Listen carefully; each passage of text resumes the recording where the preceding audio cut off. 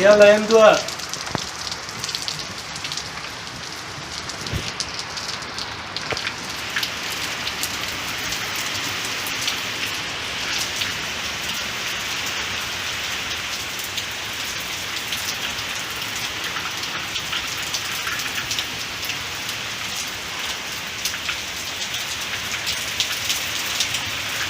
আলাদা একবার পুঁইশাক গেলে ছিট করছে না গেলে আলা মজা দেবো।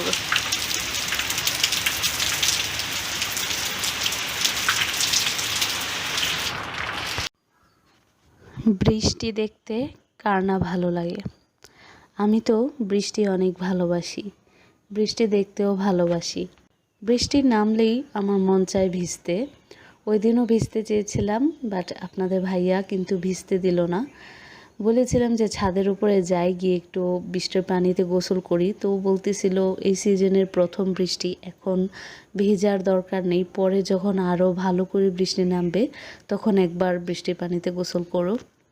হ্যালো অ্যান্ড আসসালামু আলাইকুম everyone, welcome back to Swarna and Shahin vlogs. I hope আপনারা সবাই অনেক ভালো আছেন। আলহামদুলিল্লাহ আমরাও ভালো আছি। গতকালকে অনেক রোদ ছিল, তো বাজারে গিয়েছিলাম, তরমুজ নিয়ে আসছিল আর কি বাজার থেকে। তো আজকে দেখেন, তো গতকালকে অর্ধেকটা খেয়েছি। তরমুজ তো আর একদিনে একটা খেয়ে শেষ করা যায় না, যেহেতু আমরা অল্প কয়েকজনই মানুষ, আর একটা বড় তরমুজ আনছিল। তো এখন বৃষ্টির মধ্যে তরমুজ খাচ্ছি আর কি, না হলে তো নষ্ট হয়ে যাবে। তো এই তো, যেহেতু মেঘ বৃষ্টি নেমেছে, তো ভাবলাম একটু ডাল রান্না করি, মুগ ডাল। মেঘ বৃষ্টির মধ্যে কিন্তু মুগ ডালটা ভালোই লাগে।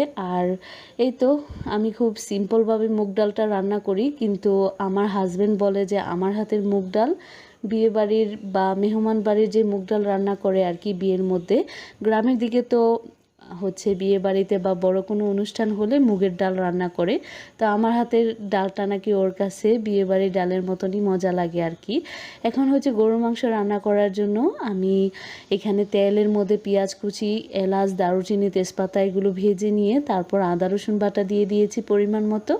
আদা রসুন বাটাটা দিয়ে ভালো করে ভেজে নিয়ে হলুদের গুঁড়ি, মরিচের গুঁড়ি, লবণ, ধনিয়ার গুঁড়া, জিরার গুঁড়া এগুলো দিয়ে হচ্ছে গরম পানি দিয়ে দিলাম কষানোর জন্য সামান্য আর কি, যাতে মশলাটা না পুড়ে যায়।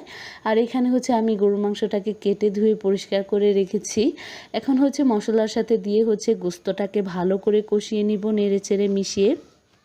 আজকের ব্লগটি অনেক ছোট রেখেছি, অনেক বড় ভিডিও দিলে আমার আপু ভাইয়ারা হয়তো বা বোরিং ফিল করেন, এই জন্য ভেবেছি এখন থেকে হচ্ছে ছোট ছোট করে ভিডিও দিব। তো এই তো খুব হচ্ছে মানে এত সুন্দর করে কষে গেছে গোস্তটা, ইচ্ছে করছিল যে এই কষানো গোস্তের মধ্যে হচ্ছে আর পানিই না দিই, এরকমভাবে হচ্ছে রান্না করে নিই, কিন্তু পানি না দিলে তো সিদ্ধ হবে না।